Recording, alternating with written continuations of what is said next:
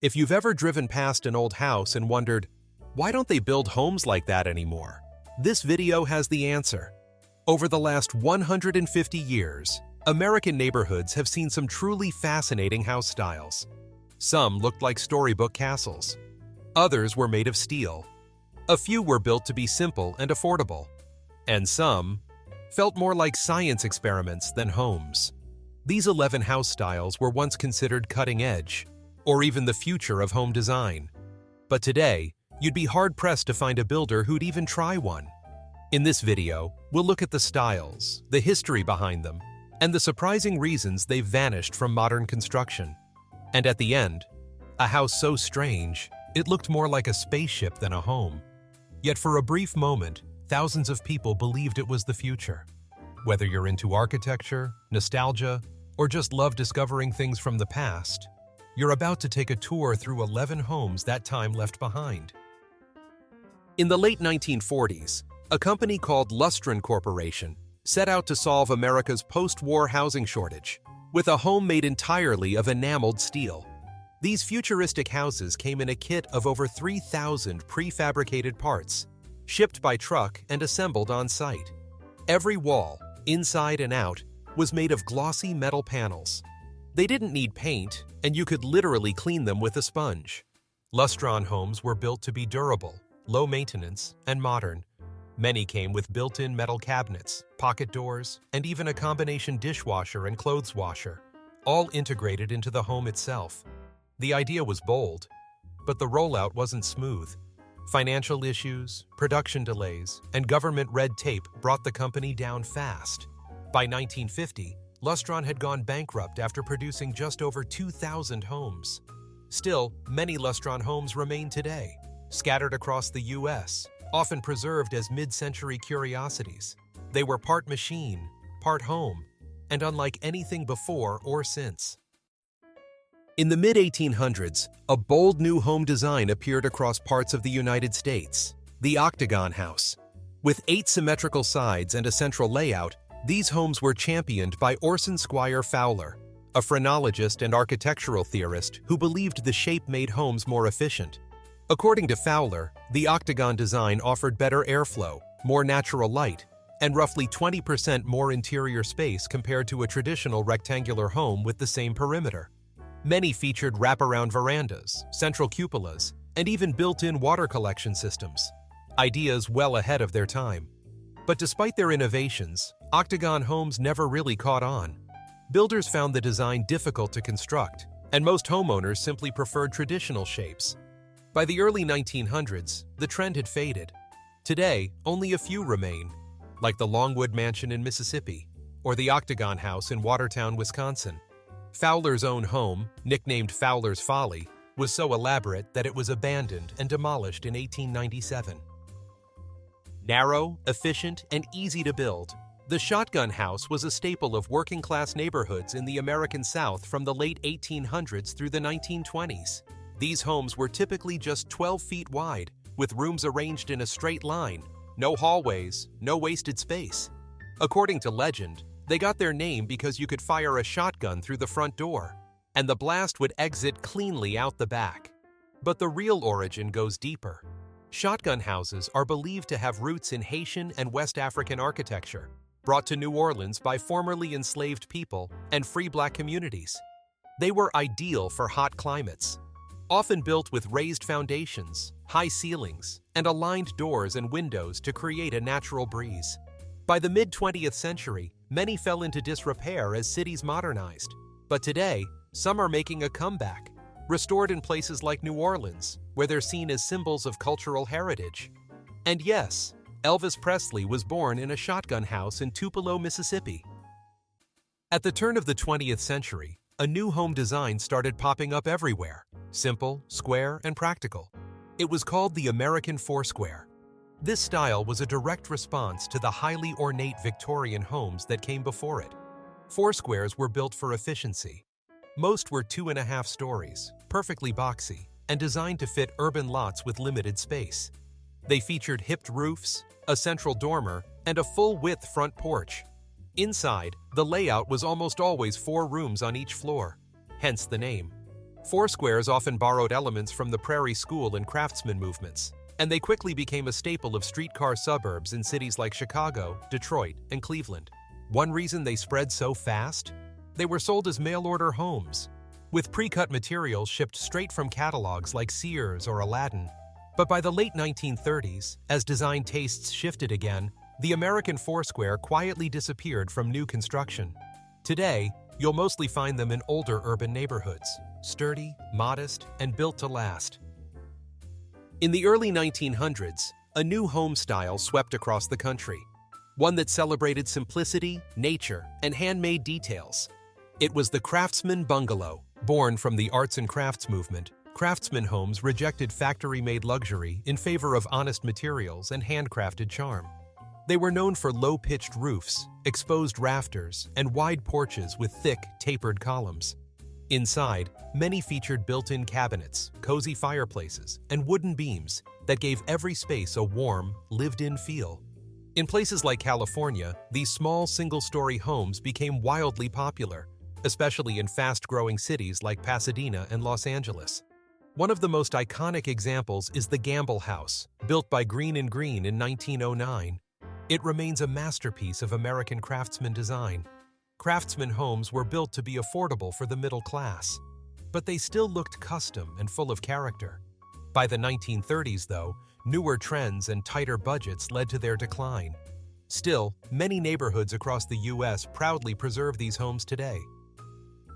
After World War II, the American dream came with a backyard and a ranch-style house to go with it. But not just any ranch. By the 1950s, a sleek, modern version emerged, the Atomic Ranch. These homes kept the low, single-story layout of traditional ranch houses, but added bold new design choices.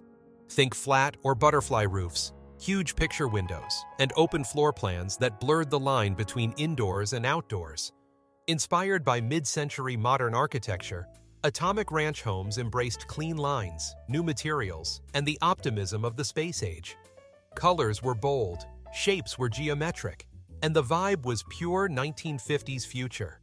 They became wildly popular, especially in California, Arizona, and Nevada, where indoor-outdoor living made perfect sense. Architects like Cliff May helped popularize the style across the country. But by the late 1960s, the trend began to fade. Buyers wanted more space, more privacy, and often a second story.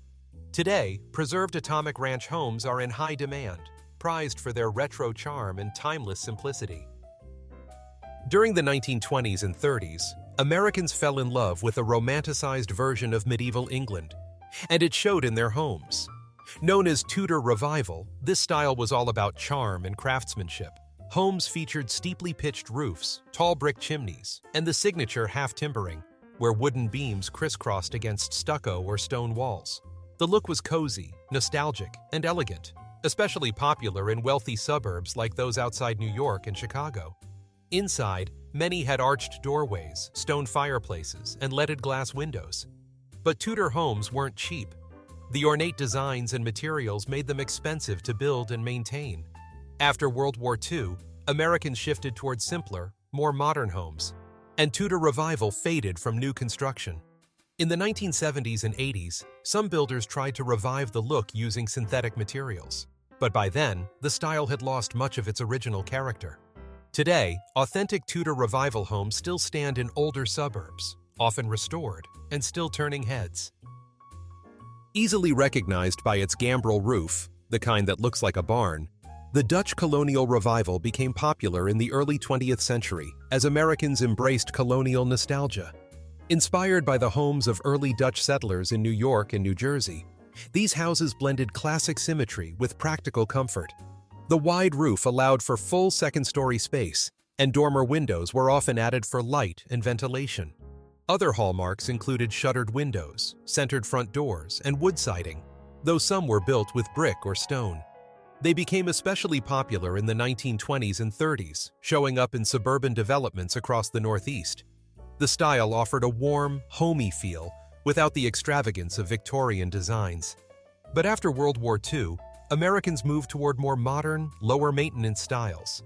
Gambrel roofs were harder to frame, and builders leaned towards simpler rooflines.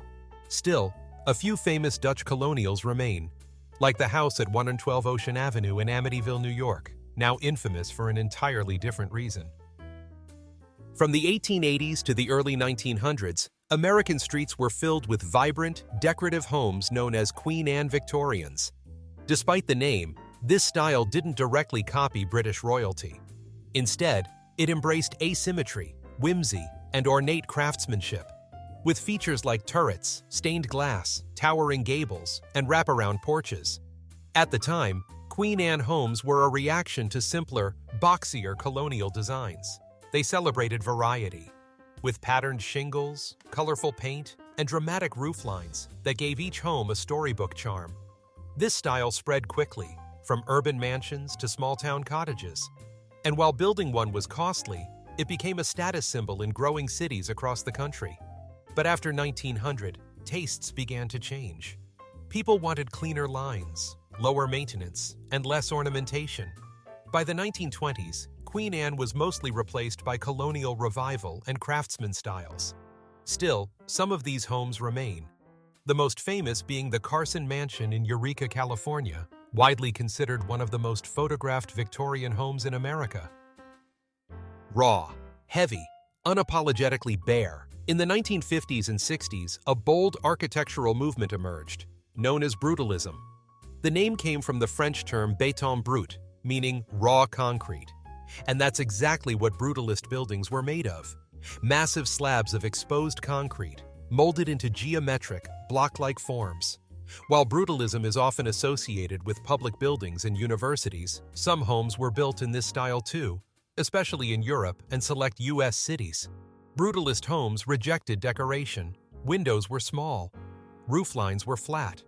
The focus was on function, structure, and often affordability. To some, they were modernist masterpieces. To others, they looked cold, bunker-like, even oppressive. By the late 1970s, brutalism had fallen out of favor. People associated it with urban decay, and many cities began demolishing their brutalist housing blocks. Today, some of these homes are being reappraised, preserved as examples of a striking, no-frills aesthetic that still sparks debate. You don't see many brutalist homes built today, and for most neighborhoods, that's by design. It looked like something out of science fiction, a home made entirely of triangles, shaped like half a sphere. This was the geodesic dome, and for a brief moment in the mid-20th century, it was hailed as the future of housing. The concept was popularized by Buckminster Fuller, who believed domes could solve the global housing crisis. Thanks to their structure, a network of interlocking triangles, they were lightweight, incredibly strong, and used fewer materials than traditional homes. Dome homes offered excellent energy efficiency, resistance to natural disasters, and a futuristic aesthetic. But despite their promise, they never broke into the mainstream. Why? They were difficult to build, hard to insulate, and tricky to furnish. Standard walls, doors, and plumbing didn't always fit neatly into a curved space. Most builders and buyers preferred predictable, rectangular layouts. By the 1980s, the dome dream had largely faded. Still, a few geodesic homes survive, odd-shaped relics of a time when architecture tried to rewrite the rulebook. Across American history, homes have been more than just places to live. They've reflected the values, dreams, and innovations of their time. Some of the styles in this video were built for efficiency. Others were expressions of art or experiments in design. A few were simply ahead of their time and never got a second chance. Today, we build differently, faster, cheaper, often more standardized. But when you look back at these 11 forgotten styles, from octagonal mansions to all-metal kits, you start to see the imagination that once shaped American neighborhoods. These homes may not be practical today. They may not meet modern codes or expectations, but they still matter, because each one tells a story. And if you enjoyed this look into the past, be sure to like, comment, and share this video with someone who loves history, design, or just learning something new. Subscribe to Nostalgic Vault Studios for more stories from the past, preserved, uncovered, and brought back to light.